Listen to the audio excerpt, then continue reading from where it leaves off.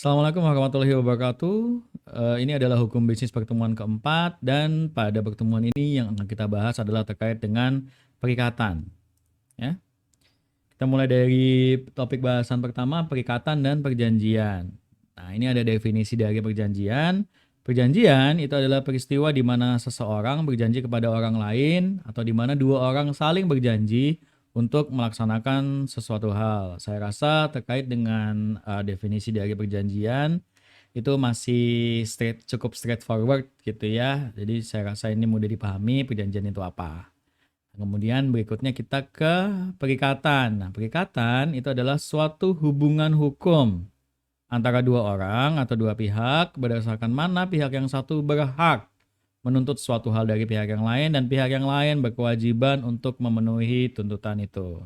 Nah, kita bisa lihat Mas Mbak ya, mulai dari tadi perjanjian, kita kemudian bergerak ke perikatan. Nah, pada perikatan itu yang membuatnya distintif gitu ya atau berbeda secara signifikan itu adalah ada hubungan hukum antara dua pihak. Jadi ketika perjanjian itu tidak ada hubungan hukum, maka kemudian yang disebut dengan perikatan itu salah satu yang membedakan antara perikatan dan perjanjian adalah ada hubungan hukum pada perikatan. Gitu ya. Satu memiliki hal yang mereka berhak untuk dapatkan dan yang satu memiliki kewajiban untuk memberikan apa yang menjadi hak dari orang lain itu. Nah, berikutnya kita akan bahas tentang kontrak. Kontrak adalah suatu perjanjian antara dua orang atau lebih yang menciptakan kewajiban untuk berbuat atau tidak berbuat sesuatu hal yang khusus. Nah, ini juga belum lepas dari perjanjian dan perikatan tadi, gitu ya. Jadi kita dari perjanjian, kita gerak ke perikatan, kemudian sekarang kita gerak ke kontrak.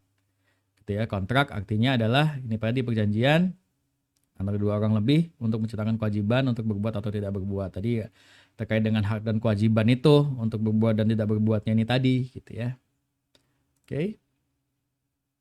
Nah, nanti akan ditarik garis besar dari apa hubungan antara perikatan, perjanjian dan kontrak, tapi sebelum kita ke situ kita ke prestasi dulu.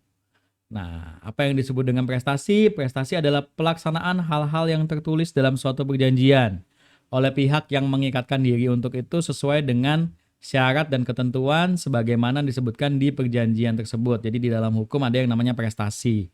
Prestasi itu adalah ketika satu orang melaksanakan hal-hal yang tertulis pada perjanjian yang telah mereka buat gitu ya. Sesuai dengan syarat dan ketentuan. Itu namanya prestasi. Ini adalah istilah yang akan sering sekali Mas Mbak dengar ketika kita berbicara tentang hukum perdata dan hukum dagang gitu ya. Nah, ada lagi kemudian disebut dengan wan prestasi. Wan prestasi itu apa? Wan prestasi itu adalah di mana seseorang yang telah mengikatkan diri tidak memenuhi kewajibannya. Jadi kalau misalnya orang yang memenuhi kewajiban yang ada dalam perjanjian yang tertulis itu kita sebut prestasi. Sedangkan orang yang tidak melaksanakan apa yang tertulis, apa yang sudah mereka tulis pada perjanjian yang mereka buat itu kita sebut dengan wan prestasi. Gitu ya. Nah, ini adalah garis besarnya nih. Nah, apa kemudian hubungan antara semua ini? Ya. Perjanjian menimbulkan perikatan gitu ya. Ketika orang berjanji dengan orang lain itu bisa menimbulkan perikatan atau hubungan hukum. Perikatan itu kemudian disebut sebagai kontrak apabila memberikan konsekuensi hukum yang terkait dengan kekayaan dan mengikat para pihak yang saling mengikatkan diri dalam perjanjian. Jadi ketika orang itu membuat gitu ya atau sepakat untuk menciptakan sebuah perjanjian, maka perjanjian itu tadi bisa menimbulkan perikatan. Ketika kita berikan itu konsekuensi hukum, maka itu kemudian disebut dengan perikatan. Nah, kemudian ketika itu kita tuliskan, gitu ya, maka itu bisa kita sebut dengan kontrak. Gitu ya. Kontrak itu pasti tertulis, gitu ya. Dan ada konsekuensi hukum yang terkait dengan pemenuhan kewajiban dan biasanya memang karena ini adalah terkait dengan urusan dagang dan perdata, maka pasti menyangkut sejumlah kekayaan tertentu, gitu ya. Sebelum memiliki konsekuensi hukum, suatu perjanjian tidak sama artinya dengan kontrak. Gitu ya. Makanya kemudian itu pasti tertulis itu pasti secara tertulis dan pasti ada eh, dasar hukumnya di situ, ada kekuatan hukumnya di situ, ada konsekuensi hukumnya di situ yang tertulis dengan jelas, yang mana apabila satu pihak itu tidak memenuhi kewajibannya sesuai dengan yang tertulis di kontrak itu, maka kemudian yang tadi kita sebut sebagai wan prestasi itu, dan ada sanksi hukum yang berlaku terhadap pihak yang tidak melaksanakan apa yang seharusnya mereka lakukan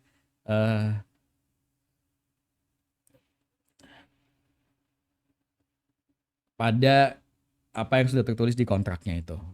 Gitu ya. Itu terkait dengan perjanjian, perikatan, kontrak, dan juga prestasi dan non prestasi. Nah, jadi kita bisa simpulkan unsur-unsur perikatan itu apa? Apa yang membedakan perikatan dengan yang bukan perikatan? Yang membedakan adalah ada hubungan hukum, gitu ya. Karena kalau misalnya nggak ada hubungan hukum itu cuma dua orang berjanji biasa aja gitu, nggak ada apa-apanya gitu ya. Kemudian biasanya itu pasti melibatkan harta kekayaan, gitu ya. Melibatkan ada debitur dan kreditur gitu ya. Ada debitur dan krediturnya. Tuh. Karena ini tadi terkait dengan kekayaan, berarti ada yang berhak untuk mendapatkan sejumlah kekayaan, dan biasanya juga ada yang berkewajiban untuk memberikan sejumlah kekayaan tersebut gitu ya. Nah, makanya ada dikatakan ada debitur dan kreditur. Nah, kemudian ada juga prestasi, yaitu pelaksanaan hak dan kewajiban sesuai dengan yang tertulis di kontrak gitu. Gitu ya.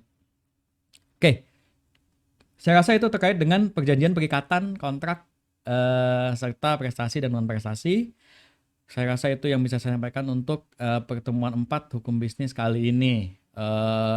Setelah ini seperti biasa akan ada instruksi tertulis yang bisa Mas Mbak dapatkan di grup-grup yang sudah Mas Mbak ikuti. Saya rasa itu.